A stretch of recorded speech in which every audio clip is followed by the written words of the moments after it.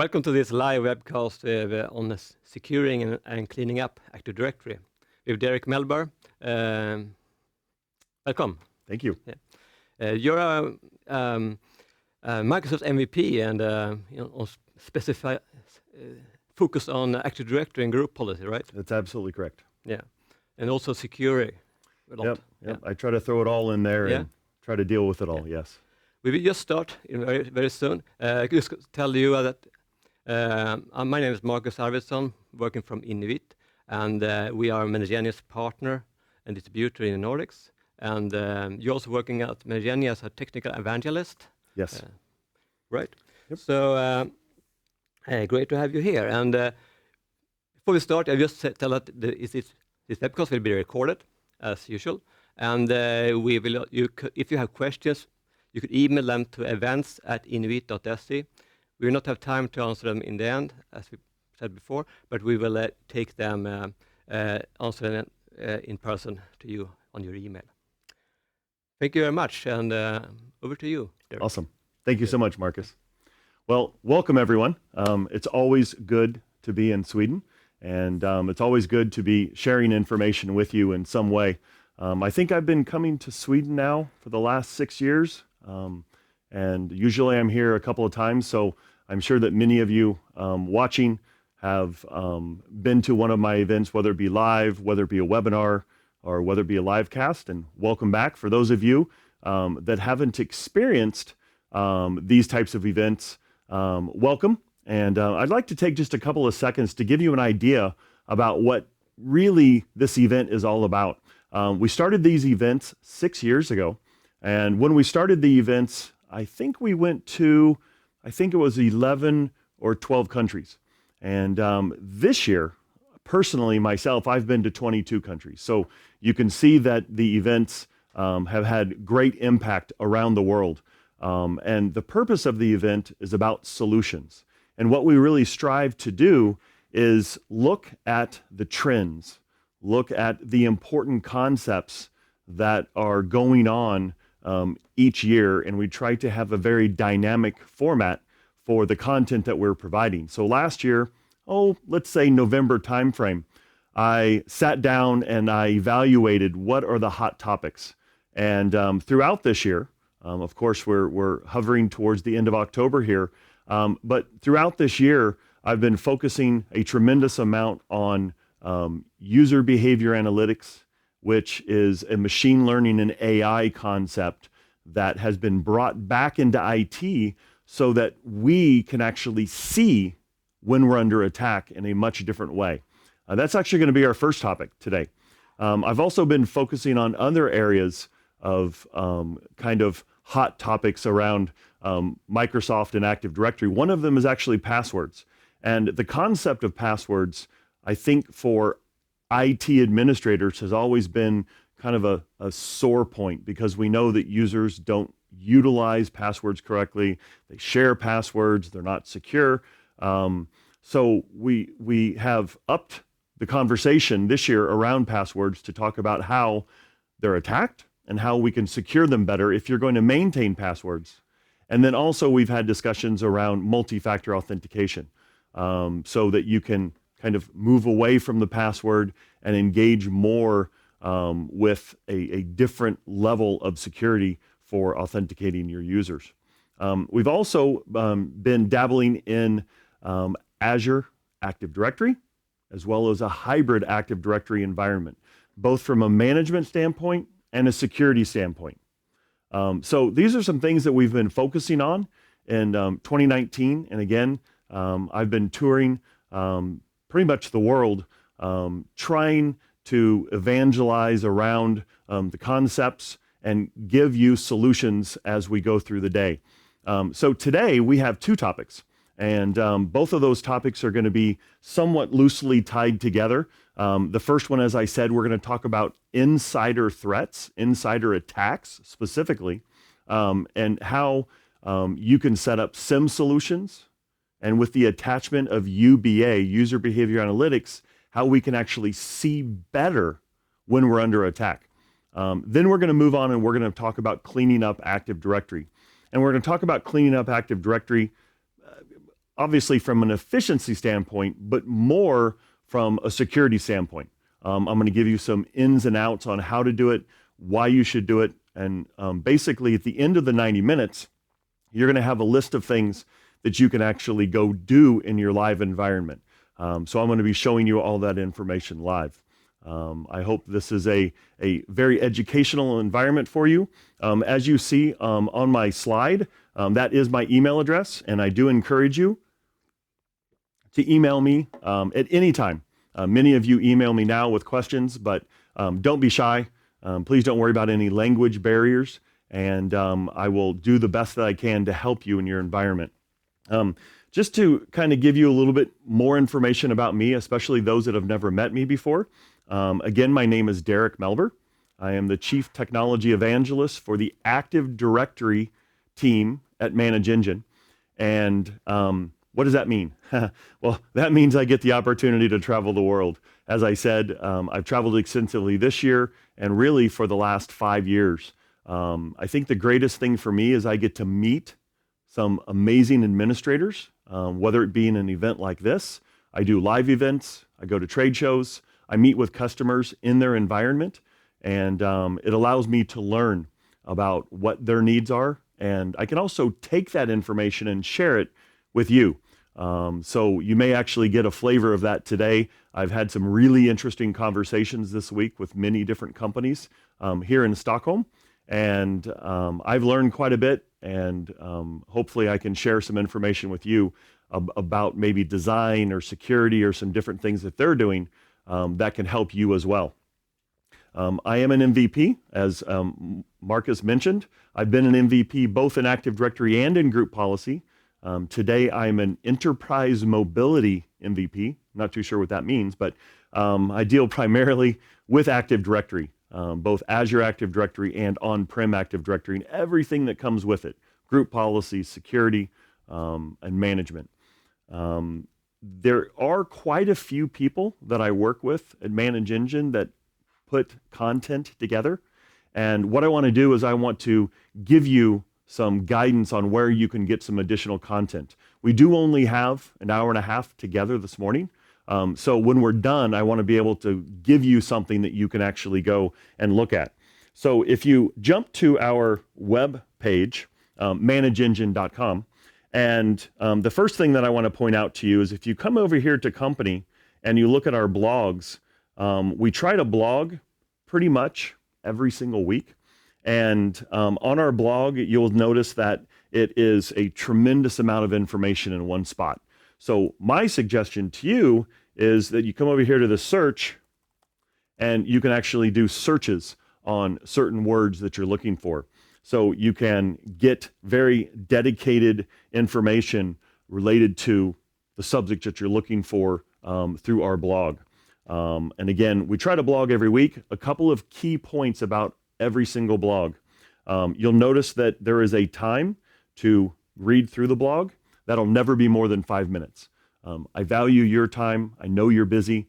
So I really don't want to eat up a bunch of time with you reading. What I want to do is I want to give you a small nugget of information that you can actually go do something with. So that's the second key point, which is our blogs are action oriented. So we try to make sure that you can do something after you read the blog. So please come take advantage of them. Many times, if I get a question in a webinar, seminar, through email, I will take that question and write a blog about it to give you some information on it. So this is definitely a resource that is built for you. Another resource that's built for you back on our main landing page is if you hover over products this time and you go to the bottom of the page, you'll see this security hardening for Active Directory. This page was built a couple of years ago, and the page was built really as a response to some technology that Microsoft was releasing. And that technology is still available today. More and more organizations are evaluating the technology specifically to be used in a hybrid Active Directory environment. Those two technologies include JIT, just in time, and GIA, just enough access. But I'm going to be honest about these technologies. what I'm finding is that organizations aren't jumping to these very quickly. I've been asking live at my live events, administrators that are using these technologies, and I've been asking for 4 years now. And you have an idea of how many people I'm in front of with the number of countries I've been to, and I'm still stuck at 5. 5 in 4 years that have actually implemented these technologies. So it isn't mainstream. So I didn't really think it was going to be mainstream when I saw the technologies years ago. So we built this website. And if you come to the bottom of this website, you're going to see all of these blue bars. And you'll notice that each blue bar has a topic related to security. And if you click on one of those, maybe you want to look at Active Directory groups, you will see that there are dedicated blogs and videos to guide you on how to secure that part of your environment. So really the site is built for you. It's dedicated for administrators to guide them through how to secure their environment. So I encourage you to come take advantage of the information that's available to you. Again, it's built in a content way that is guided to allow you to be efficient as you go through the information. Now, I am pretty excited to show you one more piece of content.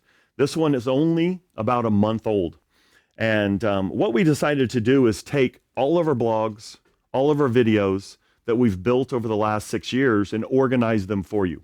So instead of you having to sift through to find them, we gave you a site that you can quickly find what you want. So if you hover over products and you come to the bottom next to security hardening, you'll see that we now have Active Directory Academy. And the Active Directory Academy is organized in a little bit different way, but it's built for you so that you can find information. So nearly everything that we have put together over the last 6 years is on this site.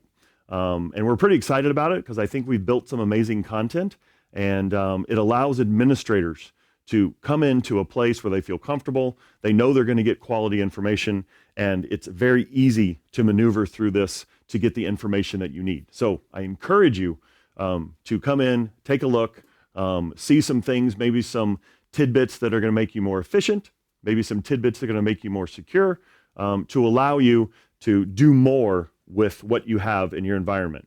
So those are some resources that we have available to you. And again, all of that information is free. And what I mean by free is you don't have to put any information about you into a form to get the information. It's just freely available to you. One more thing I want to talk about is my email address. I mentioned earlier my email. Please email me with questions. It allows me to learn. It allows you to maybe get answers to the things that you need. As an MVP, I know other MVPs. I rely heavily on them to get answers. So please take advantage of a resource that you can get answers to your Windows questions.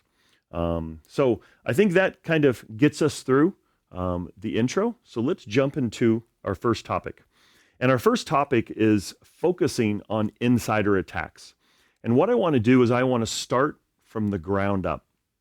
And I want to start with a foundation that allows us to understand why and how we can actually look for inside attacks. So let's talk about the why first. Why do we need SIMs and why do we need UBA, user behavior analytics, with insider attacks? Well, I believe the reason is because we are being attacked successfully, and the inlets to our environments are too open. Now, let's have this discussion around this graphic. This is a graphic that I obtained from Microsoft a couple of years ago at Microsoft Ignite. And this is Microsoft's view of an attack on Active Directory. So this isn't some third party talking about an attack on Active Directory. This is Microsoft's view. Now, when we really sit down and look at an attack, there has to be a breach in some way initially. So when we think about this, what is breached initially? Well, I'm thinking that our domain controllers won't be the first computer that's breached. I'm thinking that a server typically isn't the first machine that's breached. And most of you are already thinking and saying, many of you, well, it's your workstations. It's your end users' workstations, either through email, maybe they've clicked on a banner ad in some internet site, who knows what it is, but that's where we're breached. So Microsoft agrees with that, and they'll say, as you notice right here on the slide, the first host is compromised. Now, before the first host is compromised, all of this green area is when the attacker is doing reconnaissance work on your environment. They're going to your social media pages, both for the company as well as for C-level and the administrators. They're going and gathering information so they know exactly where to attack your environment. And then once they actually attack your environment successfully, according to Microsoft, once one computer in your environment has been breached, it only takes 1 to 2 days, 24 to 48 hours, to actually get domain admin credentials.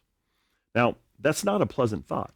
That means that if one of your employees does something foolish on their computer, on the internet or through email, to allow someone to take control of that computer, within 2 days, that attacker is a domain admin.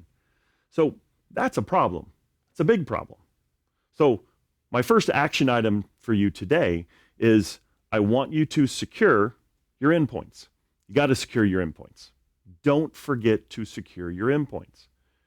And I know that many of us are just worried about making sure our endpoints are functioning, and if they malfunction, we have a way to get them back running. And that is important, but we also have to make sure that we secure those endpoints. And we're going to actually talk about this a little bit more around the insider attack world that we're going to jump to. But to be honest, the 24 to 48 hours isn't the really bad number that Microsoft is providing for us here. The really bad number is that once an attacker has domain admin credentials, it takes us as administrators and as an organization over 150 days to realize that we were breached. That's not a pleasant thought. I mean, think about it. If you're the attacker, if you, with your knowledge, could go into an organization for 150 days, over 5 months, what couldn't you do in 5 months?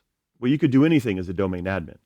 So this is really where we need to target securing our environments. But how real is this? I mean, what's the reality of these numbers and what Microsoft is presenting here? Well, let's talk about the first use case. The first use case I want to talk about is Marriott. Marriott was breached in 2014. It took Marriott until 2018 to realize they were breached.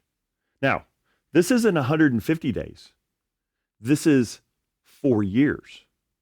So when we look at the reality of breaches and us being able to determine whether or not we were breached, it can be very difficult. I mean, Marriott's a very large organization. They have a lot of computers, a lot of servers, a huge infrastructure. So it makes sense, but it's part of our job to do it as well. Now, 2014, 2018, that's old news, right? Let's talk about a breach that's more recent. Let's talk about the Capital One breach. The Capital One breach was actually exposed in the midsummer. So it was exposed, I think it was in the May, June, July timeframe. And the exposure of this was really strange. Now, before we get to the actual details of the breach, which some of you hopefully know about, let's talk about the largest financial breach ever, which occurred this year, okay? During this breach, as it says on my slide, 100 million credit card applications were discovered and found. 6 million credit cards in Canada alone were discovered. 140,000 social security numbers and 80,000 bank account numbers. But if you actually do a little bit of research on this breach didn't start in 2019. It actually started back in 2016. So this was a breach that actually went on for quite a while, and Capital One never knew about it until the summer of 2019. Okay? This is the largest financial breach and the 5th largest overall breach in history that occurred this year. Now, why do I keep focusing on this year? Well, how many of us have been focusing on security for the last 3-4 years? And you would think that these breaches would get smaller and they would go away. But instead, they're getting bigger and becoming more common practice, which is why I'm having this discussion with you. Now, if we look at some of the details around this, Capital One had a response. So out on the internet, Capital One responded to everything that was going on. And this is directly from the internet of what Capital One posted. I want you to really look at the details here. It says, no bank account numbers or social security numbers were compromised, other than these 140,000 and 80,000. So you can see that Capital One is trying to, with words, convince us it really wasn't a breach. Nothing was taken. It's okay. But in reality, it isn't okay. It was a major breach. They're just trying to, take focus off of the fact that so much information was taken. Now, what actually happened? What actually happened was an employee at the cloud service that Capital One was using found a hole in a firewall configuration and took advantage of that. And through that, we're able to get elevated privileges, and through the elevated privileges, be able to go in and get the information. So this was a misconfigured firewall that opened up the world to this attacker. Now, this particular attacker, her name, she was a, I think, 32-year-old woman who worked at Amazon Web Services, Mrs. Thompson. She was the one that went in and did all of this information gathering. But it wasn't actually Capital One that discovered the breach. So what happened was, around March timeframe, some of the attacks occurred, some of the most prevalent attacks occurred. And then in June, the attacker started to post stuff on the internet. I have all this information. What do I do with it?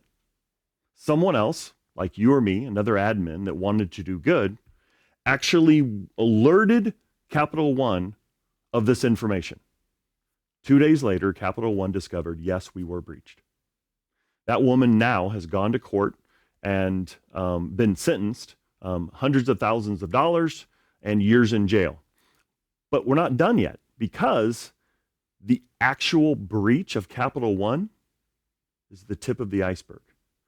Early in June, it was being discussed on whether or not more companies were breached during this breach. Come to find out, there are more.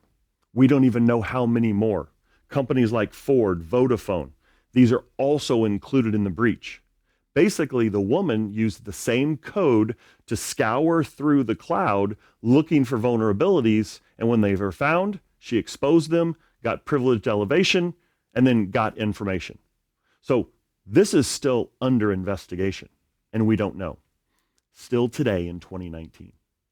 So what can we do? What can we do to go and make sure that we and our environments have the best of what we can have in order to know when we're under attack? This is going to include a couple of things. One is you're going to have to do some cleanup.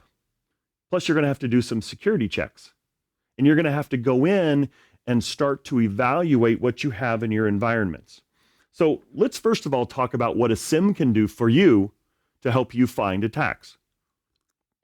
Now, I've had discussions with many different companies this week here in Sweden, and the discussions that I have with companies throughout the world, I think most medium and certainly all large organizations have a SIM solution: security, information, and event management.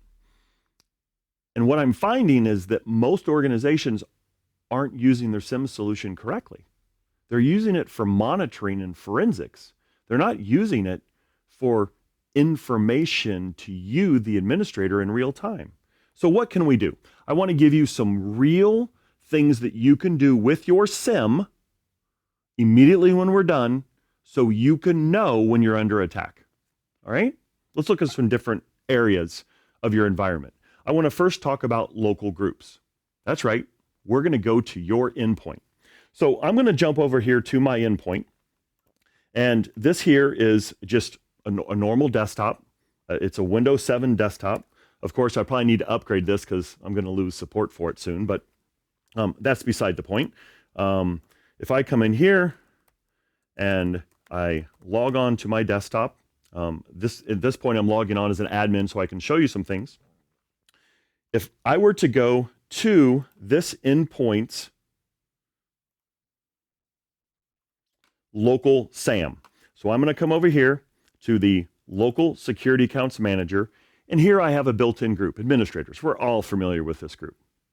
Here's my next action item for you. This is what I suggest you do when we're done, right?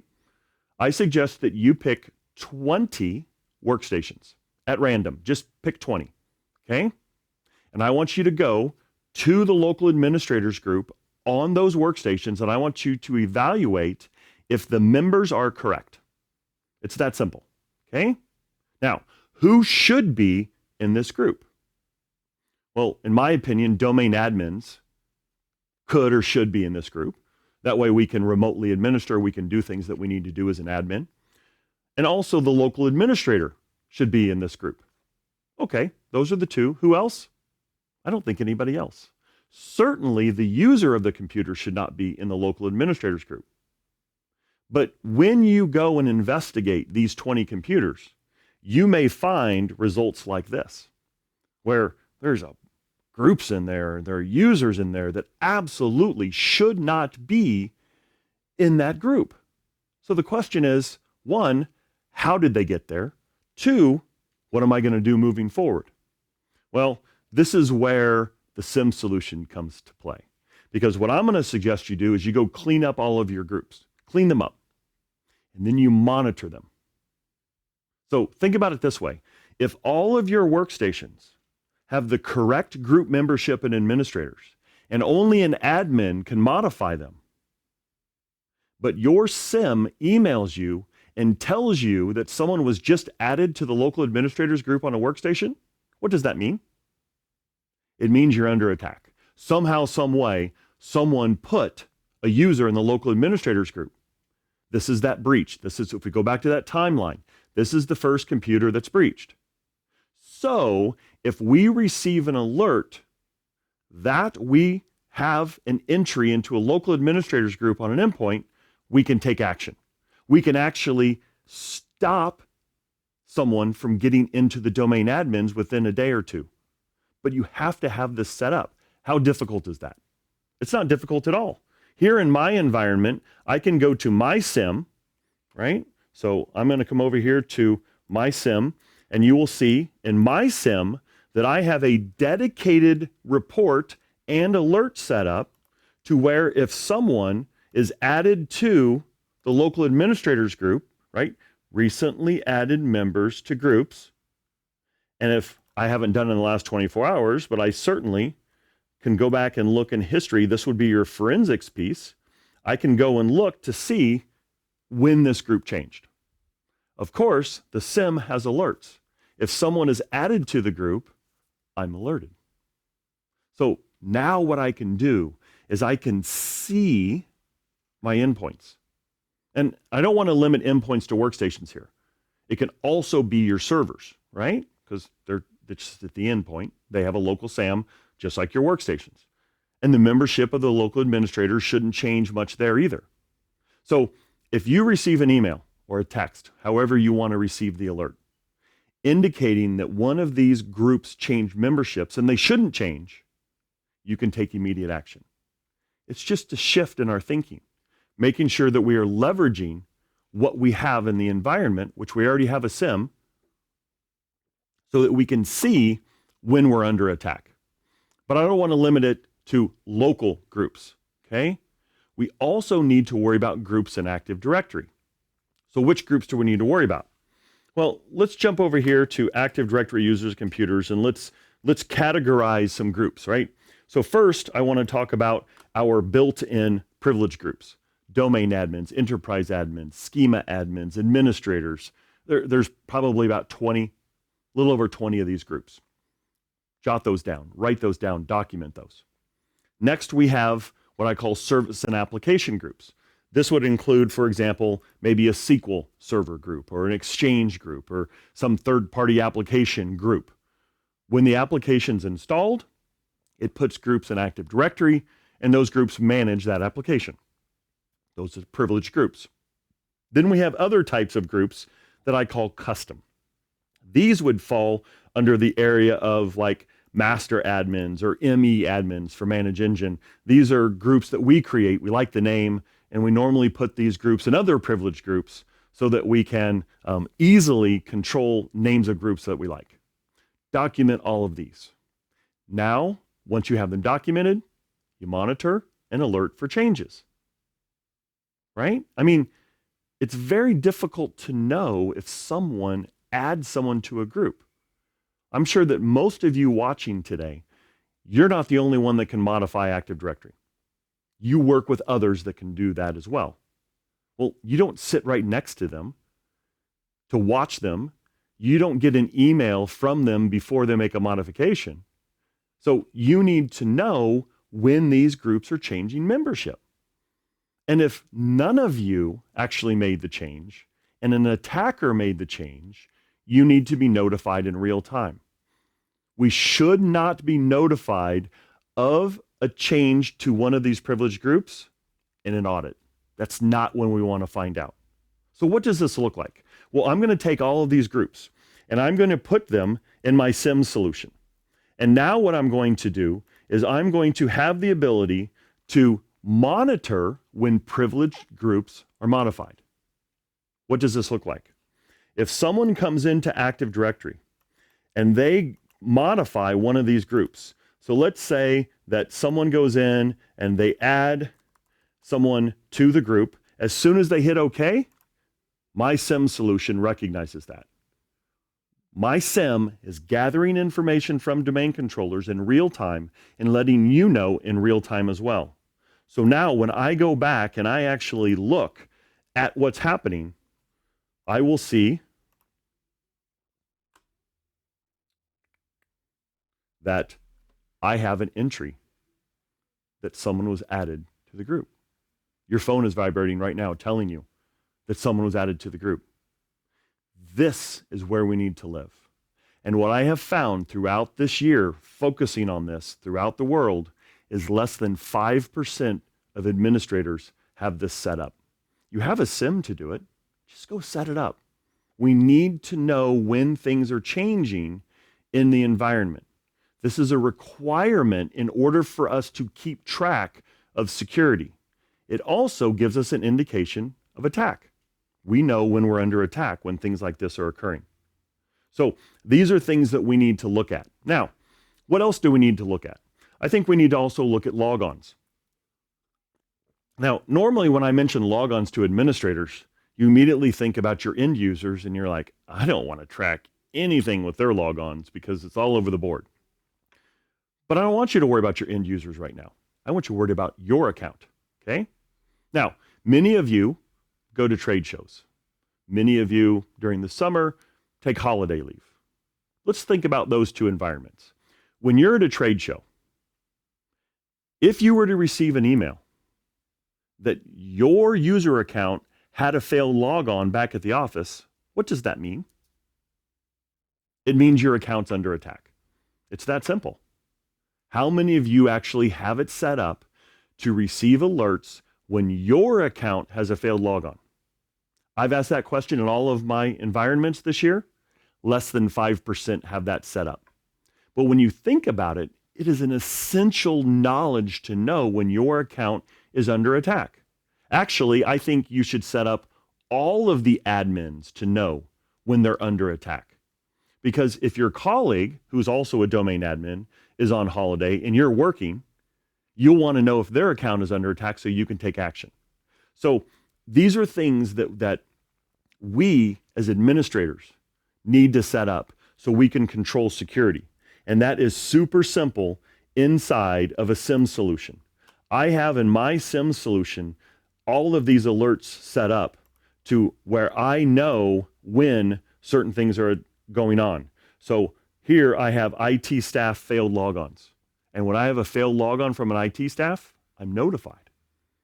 Maybe you want to do this for other privileged users in your environment that you know shouldn't have that many failed logons. And when there is one, we just need to make sure that it isn't an attack and it's a legitimate failed logon. These are some things that we can set up. all right? And this gives us a 100% indication of an attack if that is occurring. The other benefit of doing this in a SIM is I can narrow it down to certain groups so that I can actually only look for failed logons of certain users that are in certain groups. For example, domain admins, enterprise admins, schema admins. Because usually we don't have that many failed logons for these types of accounts. So the actual false positives are going to be reduced as well, which is an important aspect of any SIM and getting alerts from that SIM. So that's another area that I think is important, okay? Now, how about users? Do we want to receive an alert every time a user fails to log on? Of course not. But what about receiving an alert every time that a user fails to log on 3 or more times in less than a minute? That's important. We want to know that. That's called a threshold. And I guarantee your SIM supports thresholds.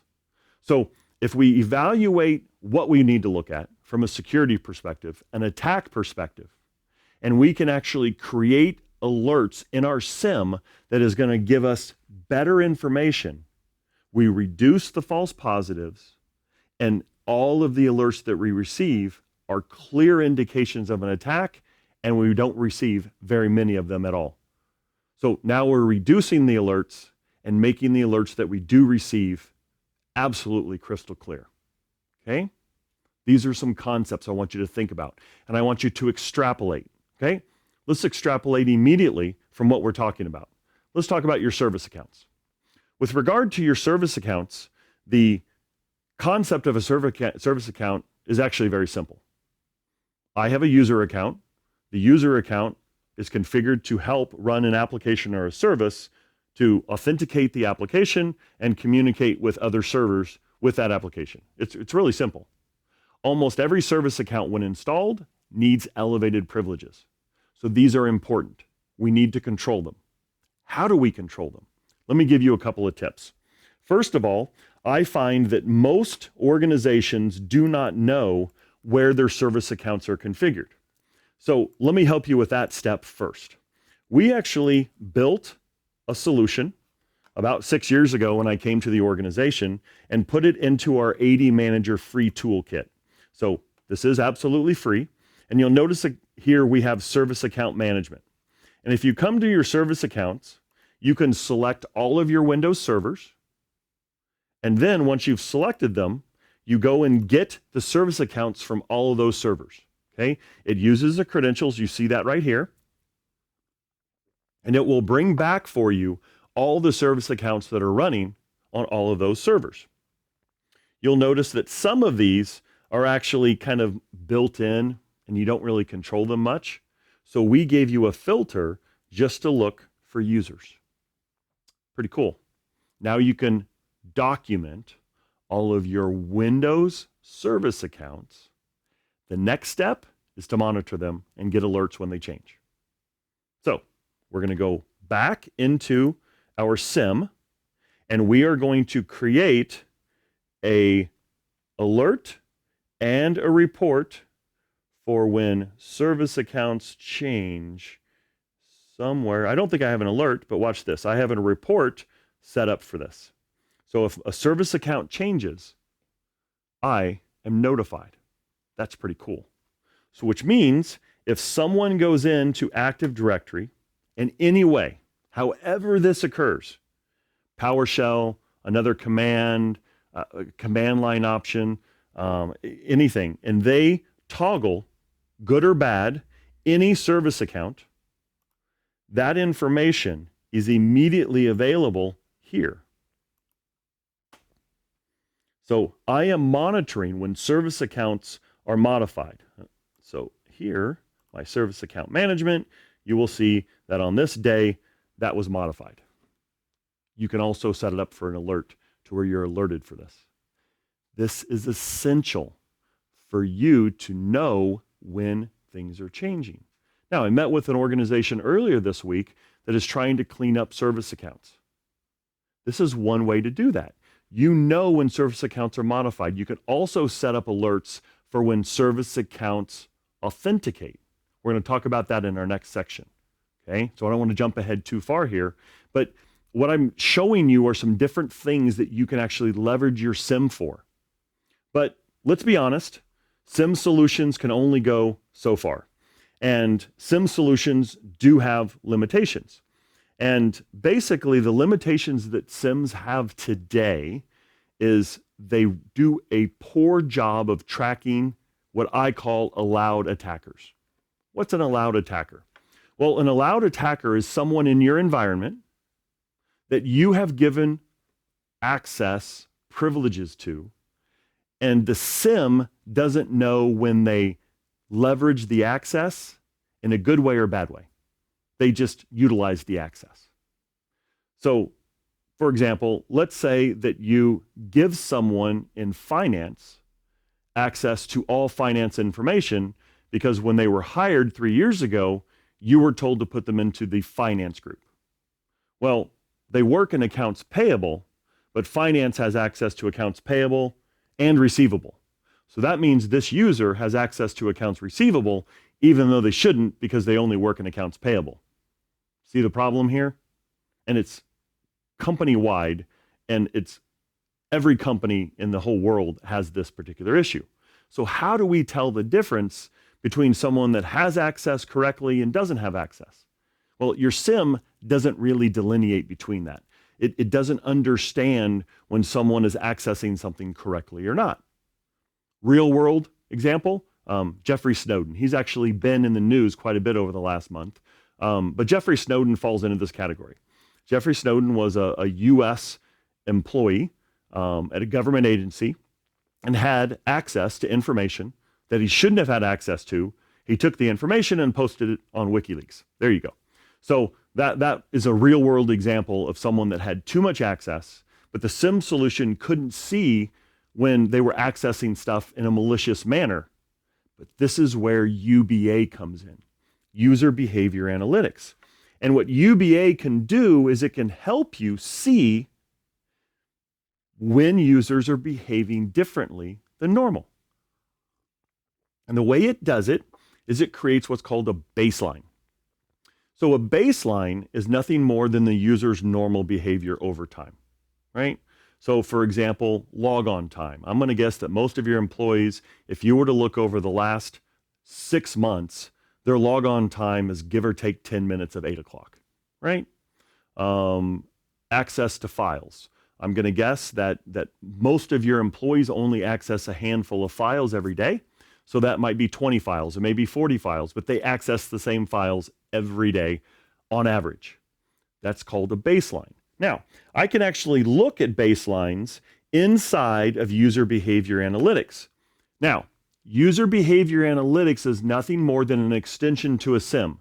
It is evaluating your SIM data in a different way. So this is my SIM. This is my user behavior analytics. And I can come down here and look at normal behavior.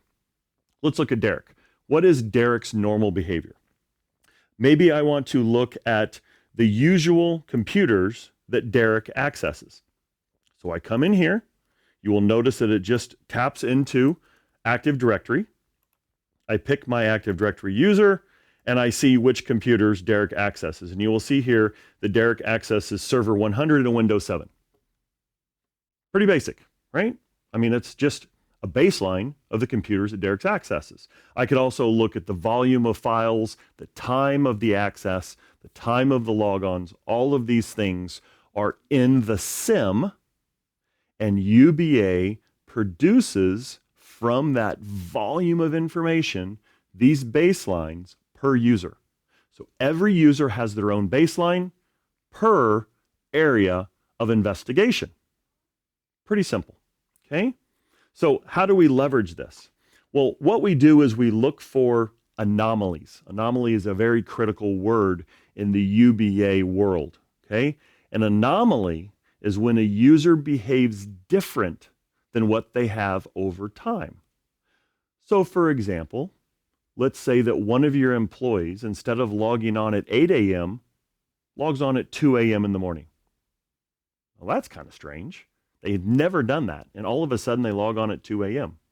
UBA will send you an alert telling you this user logged on in a time that was radically different from their normal logon time.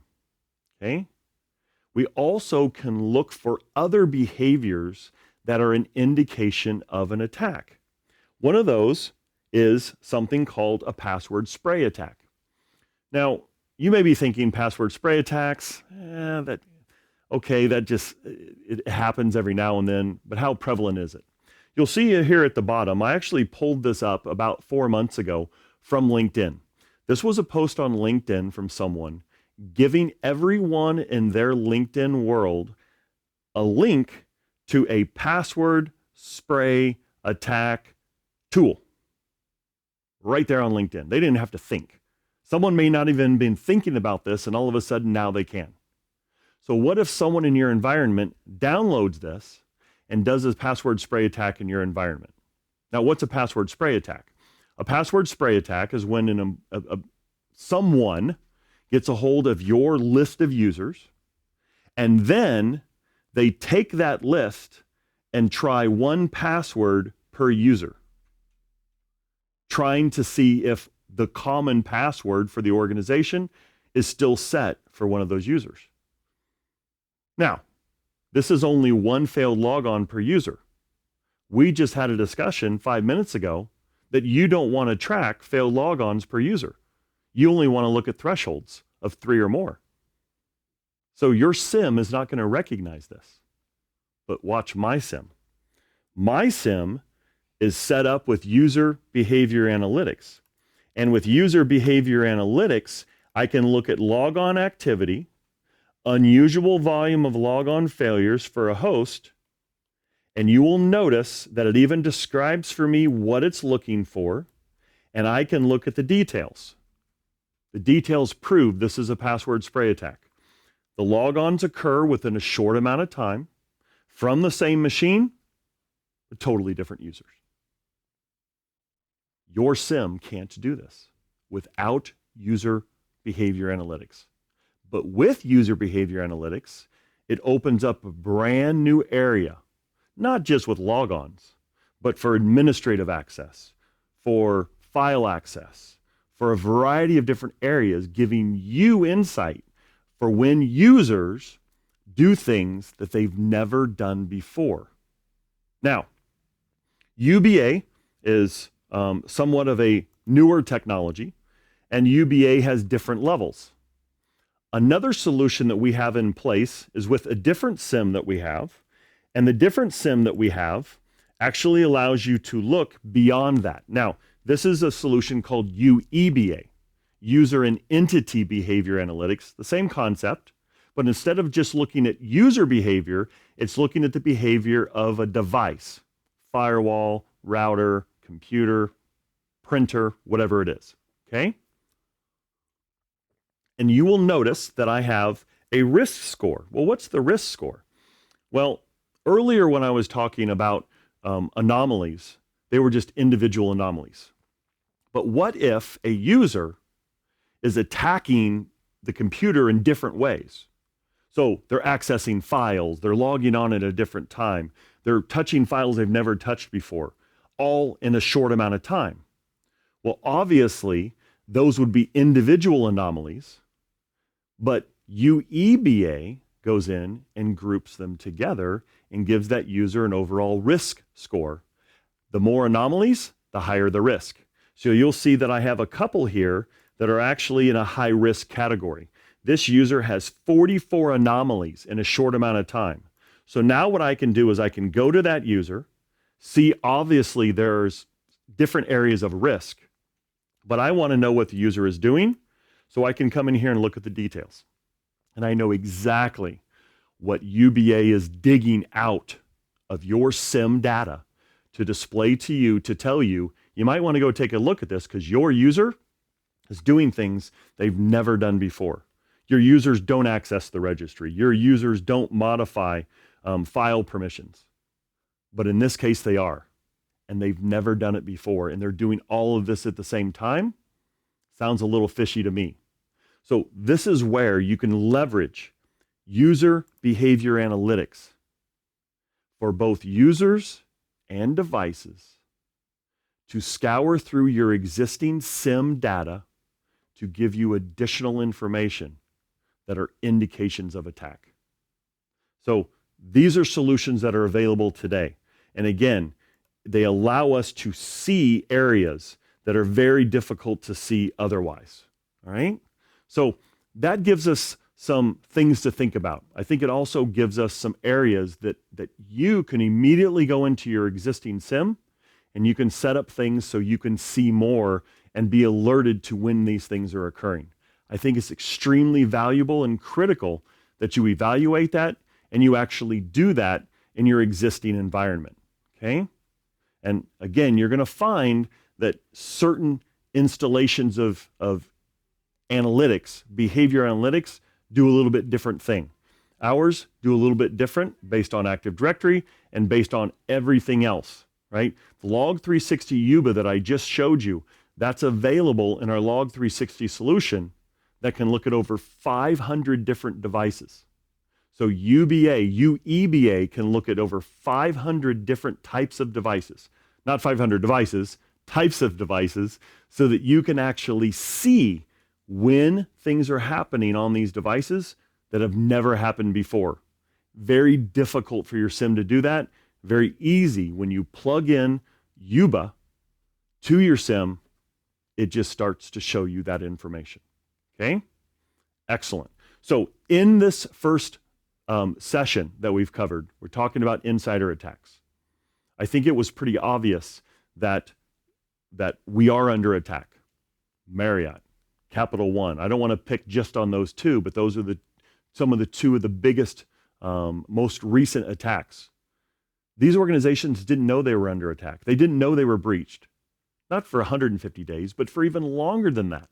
So we need to have solutions in our environment so that we know when we're under attack.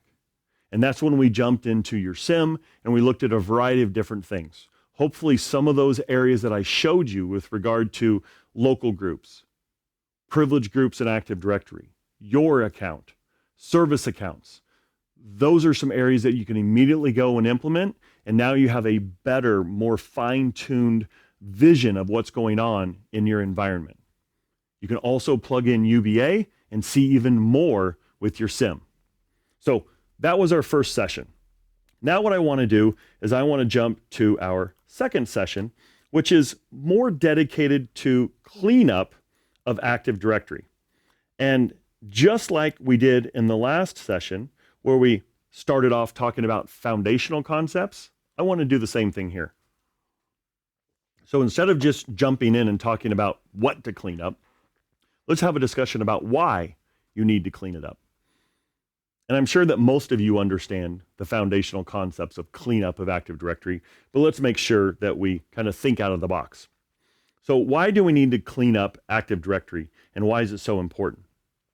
Well, first of all, if let's say, for example, our organization has 5,000 employees, but for some reason, Active Directory has 8,000 user accounts. Having all those additional user accounts just clutters things up. It masks what we're really truly focused on. Some organizations have what I call group bloat. And group bloat is the idea that if someone can create a group, they're going to create groups. And the group may be empty, but now instead of having maybe 10,000 groups that are critical, now we have 25,000 groups, and 10 are critical and 15,000 maybe aren't used anymore, might be empty. So I think we need to go clean them up more from just an efficiency standpoint. But we also have to think about backup and restore. Our infrastructure might have different backup and restoration solutions. Some are for disaster recovery, but I'm hoping that you also have solutions in your environment which are more dedicated to day in and day out activity. Instead of being a complete disaster, what if you write a PowerShell script and the PowerShell script messes up 1/10 of your user base? How are you going to know which 1/10 is messed up? Well, that's very difficult to match that with a disaster recovery tool because it just doesn't work that way. What you need is a middle piece to restore quickly, maybe even just the attributes of the objects that were modified, okay? So I want you to investigate that from a cleanup perspective as also from a usability perspective. AD Manager Plus, as some of you probably have AD Manager Plus, just added in the last month, backup and recovery. So it actually has this attribute level recovery now for all the objects in Active Directory. You can see them with a couple of clicks. You now restore what the old attribute was without having to go into your disaster recovery tool and dig deep and to try to find all those objects. That's an example of what I'm talking about in terms of space, clutter, and getting more efficient. But we also have areas of attack, and this is mostly what I want to talk about in cleanup. Active Directory hasn't changed in 19 years, on-prem Active Directory. Sure, we've had some changes, but because there hasn't been radical changes, the attackers know how we administer Active Directory. They know what we do good, they know what we do bad. And the attackers know what commands to run to find the information to discover where we have failed to secure and clean up Active Directory. And they're going to go after those particular objects and accounts in order to gain access into our environment. So it is my thought that we need to clean up Active Directory in order that we can reduce the attack surface of where an intruder, inside or out, can actually get into our Active Directory environment. So let's break this down into different object types for our cleanup. And I'm going to start off with group policy. And we're going to do efficiency as well as security with group policy. And first of all, we need to know when empty GPOs are there, because empty GPOs, whether they're linked or not, don't do anything. I mean, if I don't have a setting in a group policy object, even if I have it linked to every organizational unit, it doesn't do anything. It's empty. When we create GPOs, group policy objects, they are, in fact, empty. So I'm going to come over here to my group policy management console and say, for example, that I come here to an OU and I create and link a GPO, and there's my new GPO.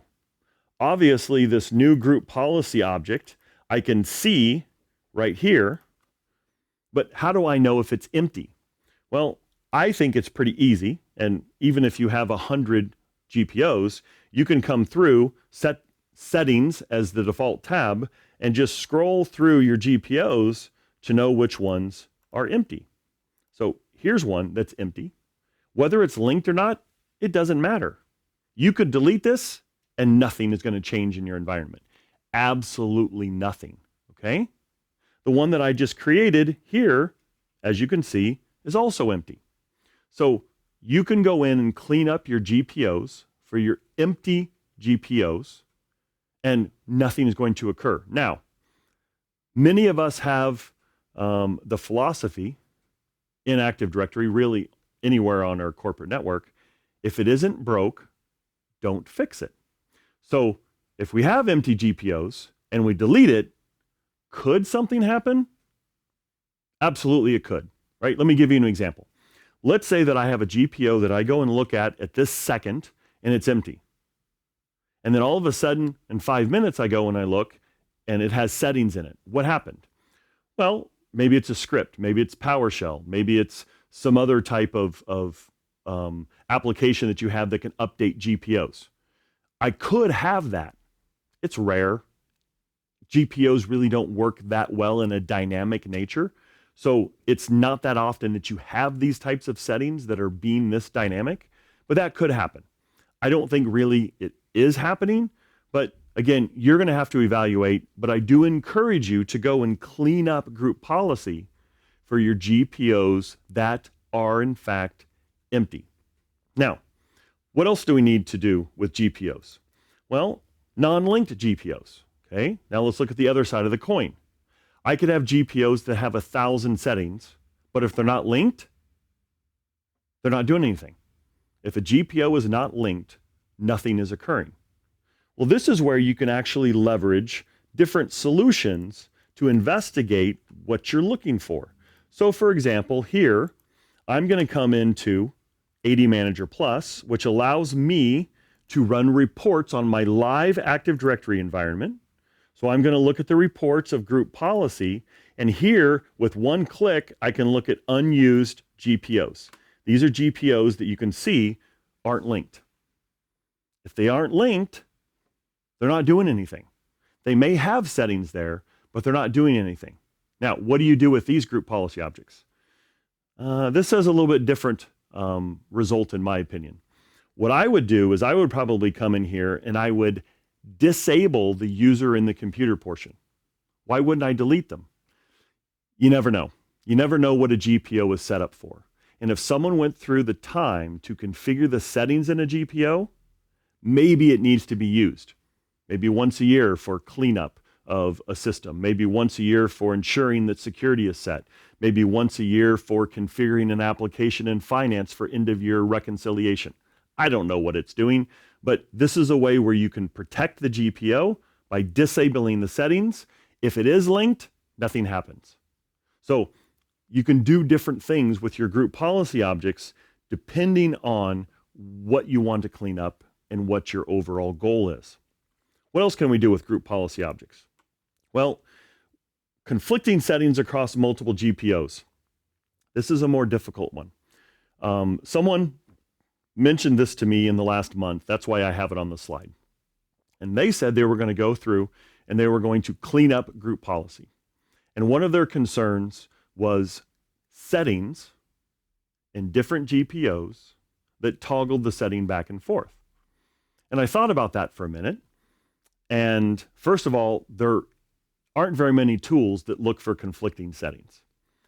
For those tools that do show you conflicting settings, they're just going to look for GPOs in general, not GPOs that are in the line of application for objects. So how are you going to clean those settings up? And why? If the end result on your target computer is correct, does it really matter if there are conflicting settings? The end result is correct. Well, I thought about this, and in my mind, as an old GPO MVP or group policy MVP, I thought probably the most important thing is if there's an incorrect setting which is causing delays in application. This is probably one of the most important aspects, because the application of policy can become cumbersome. And what we want to do is we want to clean that up. We want to make sure that the user is getting their desktop in the most efficient time possible. Very funny this morning, I was watching some news, and there was an official in Great Britain that was bragging, or maybe complaining, I couldn't tell, that her computer took 17 minutes to boot up. So that's kind of a negative time frame. So group policy can actually cause minutes of delay, where normally it could be a second, it can push it out to minutes. How can we discover these areas? Well, let me show you some inner parts of logging that's happening already on your systems that you can actually discover this. When I wrote my last book on group policy, I spent a tremendous amount of time evaluating this part of your logs. So if you come into Event Viewer and you go to your application and services logs under Microsoft, Windows, and then you come down here to group policy, you will see that you have an operational log in group policy. And the operational log has basically when policy applies, the details around that. So if I come in here and I look at information, you will see that the group policy environment extension took 234 milliseconds. As I go through, you see more and more time-related settings. So this one took 0 kilobytes. This one, if we get to the top of an application, you'll see all the settings and when they apply. So here we go. Group policy successfully discovered the domain controller in a certain time frame. Then it found the domain controller, it bound, and then it's applying the information. As it applies the information, it's going to tell you the time frame of what is going on for each individual detail of your group policy. So for example, let's say that you modify a logon script. And when you modify the logon script, for some reason, the logon script now pushes the computer from being available to the user by 2 minutes. Well, you could come in here into this log, apply policy, and then start from the top down and see if the logon script now is taking longer than it did before. And you can toggle that back and forth, just reapply, and the log is going to generate every single time. This is where you can actually optimize the application of policy. So this isn't specifically security, but it certainly is efficiency. And this is one of the ways that you can actually go in and look at how policy is applying in your environment. So this is one of those areas that becomes very important for you to go and clean up. What else should we clean up in our Active Directory environment? Well, let's clean up groups, okay? Now, with regard to groups, we're going to fall into some same categories we did with group policy, but I think it's a little bit different because groups have a much more widespread effect, both for access as well as potentially it can increase the size of your token, causing problems with that. So let's first of all talk about empty groups. So how are we going to find empty groups? Now, if I come back to my Active Directory environment and I go to Active Directory users and computers, this isn't really something that reports easily in Active Directory users and computers. You probably could write a PowerShell script for that, but you'd have to go and discover exactly what that is. You may already have it, and that's fantastic. But if you don't, then you could actually utilize some tools that are designed for this.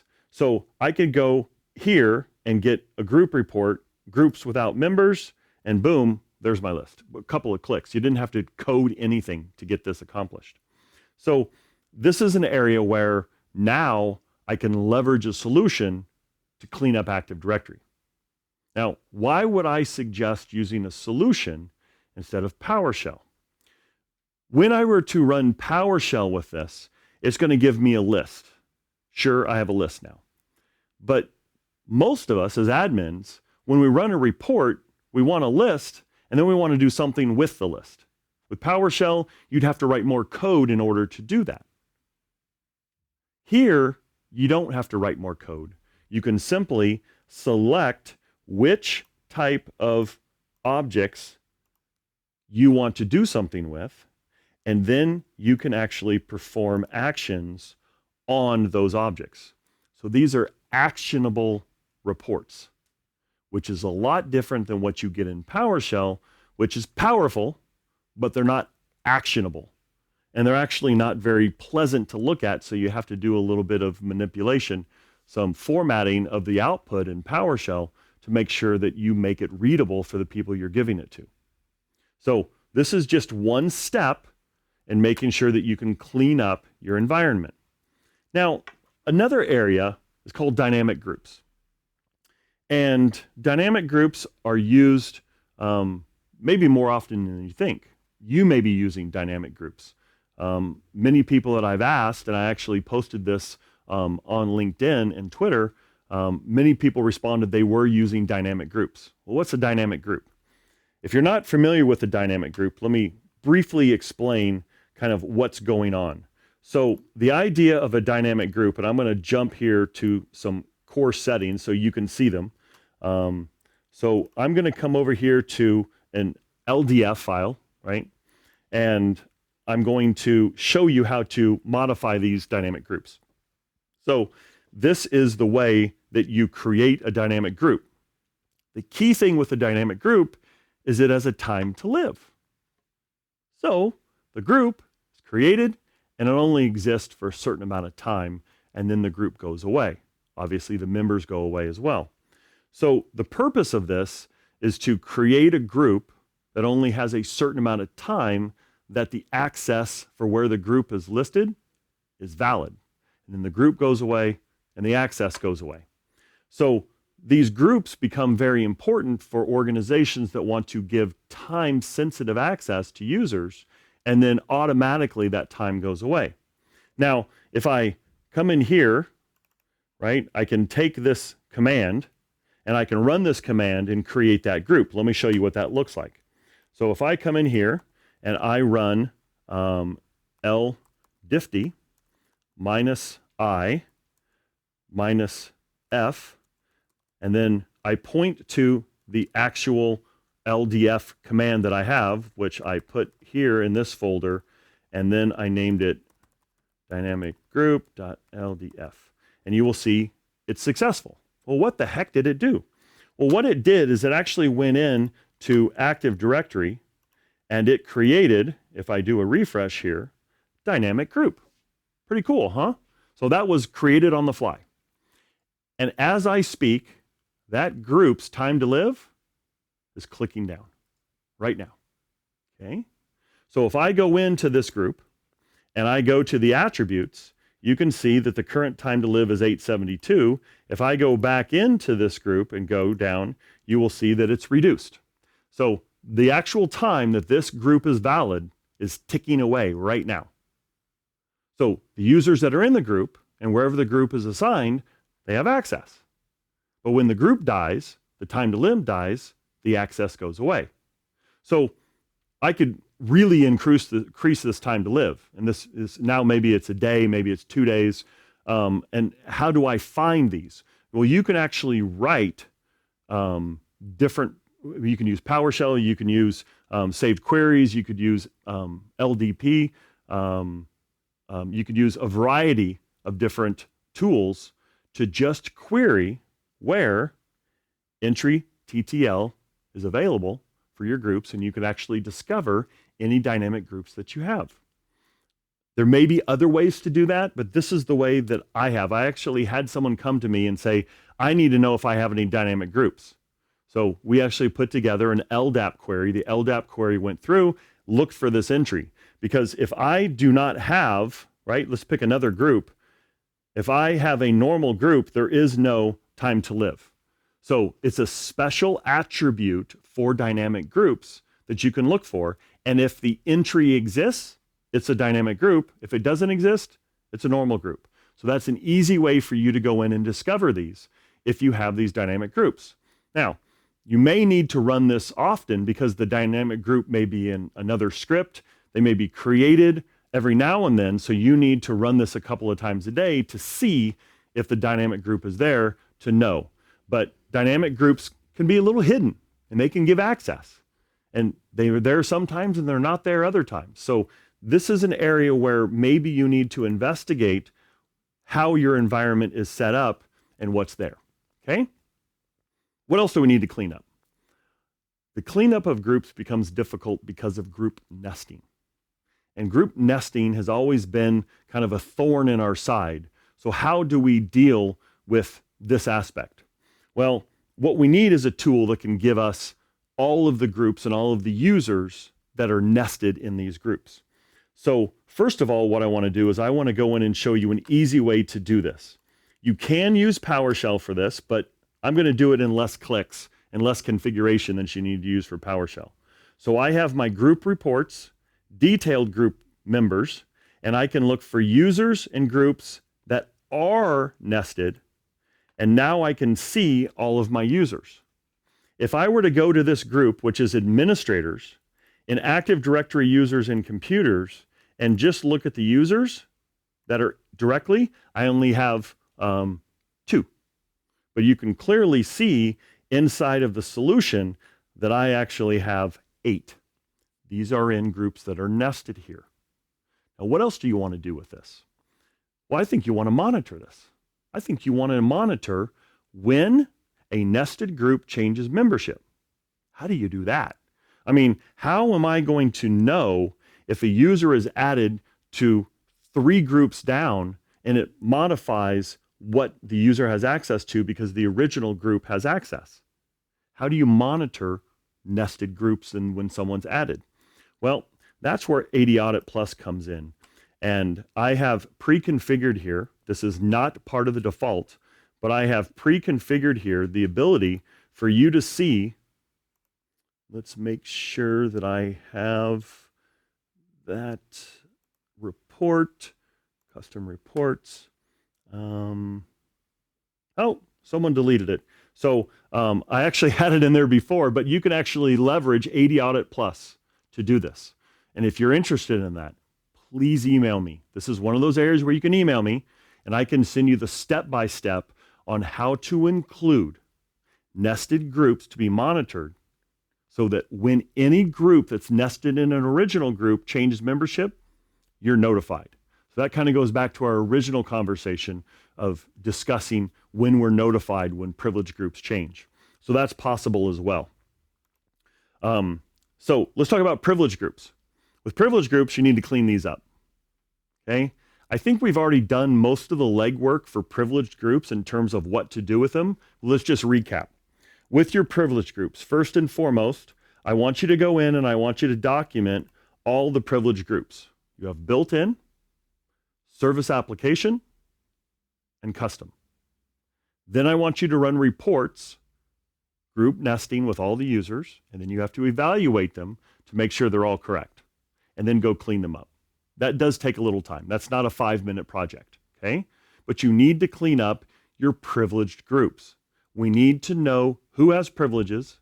Once we have configured them, that's when you start monitoring and alerting when your privileged groups change, which again, we've already gone over that. But certainly privileged groups becomes an important aspect. So that flushes out cleaning up our groups and how to do that. Now let's jump into users. What do we do with users? Well, this is where we get into a lot of the details with users and what attackers are actually leveraging. So let's talk about users that have never logged on, and let's talk about that process. So let's go back in time, and instead of worrying about the users that haven't logged on, let's talk about when you actually created those users, okay? It was a Friday, if I remember correctly, and you received an email. And in the email, it said, there are 10 new employees starting on Monday. So you had to create 10 new user accounts and configure them so that on Monday, the users could start. So you went into Active Directory and you started to create the new users, right? So one of them was part of the education OU. So you created user and put in the information, and then you had to give it a password. But you had to create 10, maybe 20 users. So what password did you use here? Many of you are saying, yep, I used the same password. And many of you are saying, well, I used the same password for every new user, and I've done that for 4 years, maybe 5, 6 years, maybe 10 years. So when we create new employees, new user accounts, if we're using the same password, that has a ripple effect, okay? First of all, when I create a user that has a password that's been used for all new users, who in your environment can log on as that account? I think the answer is everyone, right? Because everyone knows what that password is. Now, it is a small amount of time, right? It's from Friday when you create it until Monday morning. That's the only amount of time. So maybe that's the risk reduction that's enough, but I'm not worried about that piece. What I'm worried about is on Monday morning, only 9 of the 10 users started work. One of them didn't start work. Do you have a process in place for HR to contact you and tell you to delete the user account for the user that never came to work? I've only found a couple of organizations in the world that do this.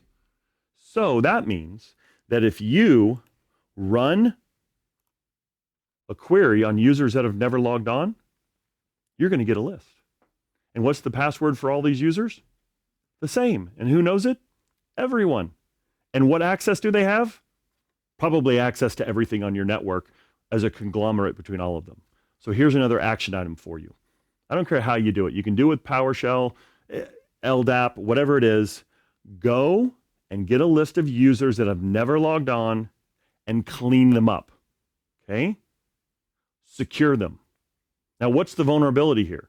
The vulnerability is the fact that everybody knows the password. So how do you secure these? You go in and you reset the password. Now, it would be nice if I could reset the password for all of them at the same time, but Microsoft does not give you the ability to do that. Again, that's why I point you to more efficient solutions that allow you to do things that you need to do from an efficiency and security standpoint, right? So here are users that have never logged on. I can take the entire list of users and I can reset their password at one time. May sound simple, but if you have 200, 300, 500 users in that list, one at a time, it's going to take you a little bit of time to do that. Use solutions that are going to help you be more efficient. Use solutions that are going to help you create security in a much better way in your environment.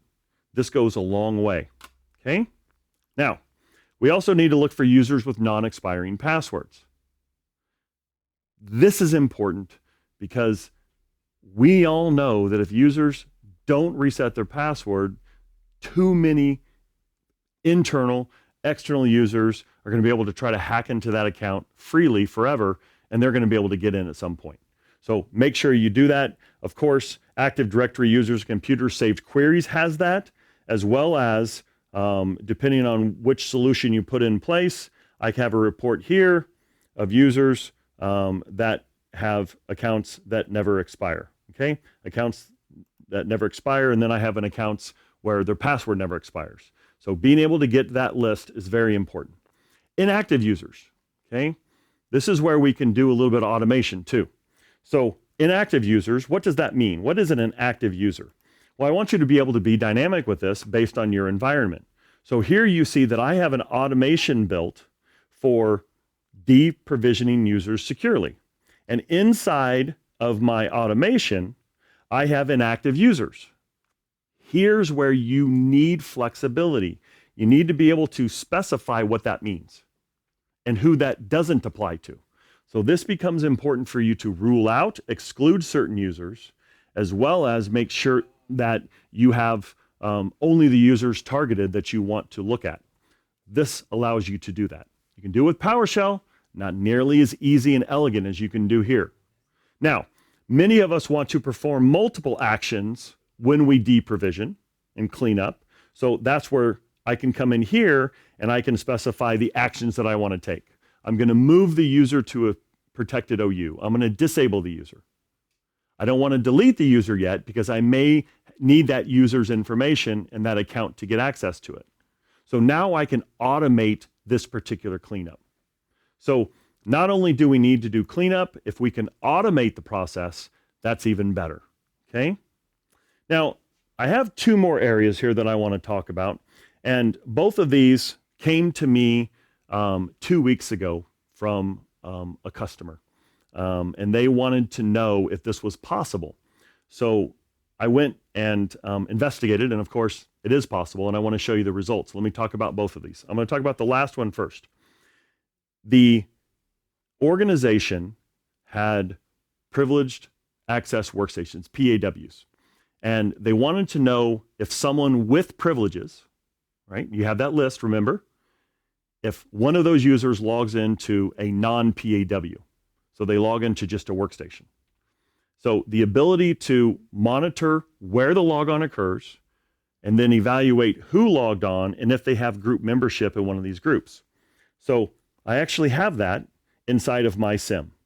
So right here inside of AD Audit Plus, I have created a report for, get to my reports here, for when a privileged user, an admin logon history, and then I also have one when a user logs on to a machine that is a privileged user. So I call that IT logon to the wrong computer. So what these are set up to do is evaluate all logons based on the user, evaluate which groups they're in, and if that user is in a privileged group, notify you. That's pretty awesome, okay? Those are the types of things that you can do with your SIM. giving you clear indication of when users are doing things they shouldn't be doing. But this one, the other one, was a little bit more complex.